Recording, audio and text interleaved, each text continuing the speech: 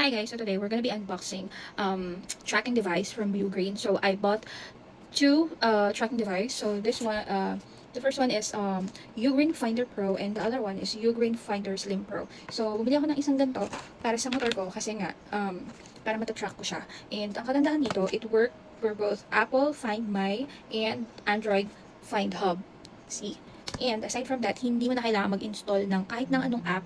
I-add mo lang siya doon sa Find My device for Android, for Apple, and sa Find Hub for Android. And so, bumili ako ng dalawang klase. The first one is, ito, yung Slim Pro.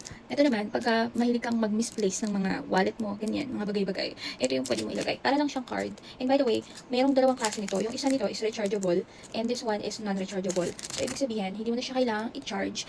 And, yung battery nito is good for 5 years. Okay? So, i-on mo lang siyang ganyan.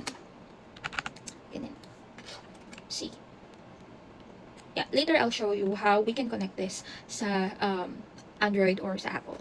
And by the way guys, even though it's working for both Android or Apple devices, hindi mo sila pwedeng gamitin or hindi mo siya pwedeng i-connect simultaneously.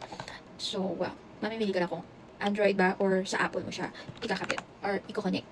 Okay? And ito naman yung isa. This one is the Ugreen Finder Pro. So, itong to is medyo mas makapal siya, though mas maliit. Pwede mo siyang gamitin or ikabit sa susi. Kung meron kang susi na lagi mong misplace, or sa, yun nga, sa sasakyan, sa kotse, sa motor, pwede mo siyang ilagay doon. And meron, both of them, meron kasamang ganito. See? Yan. Meron siyang kasamang tali.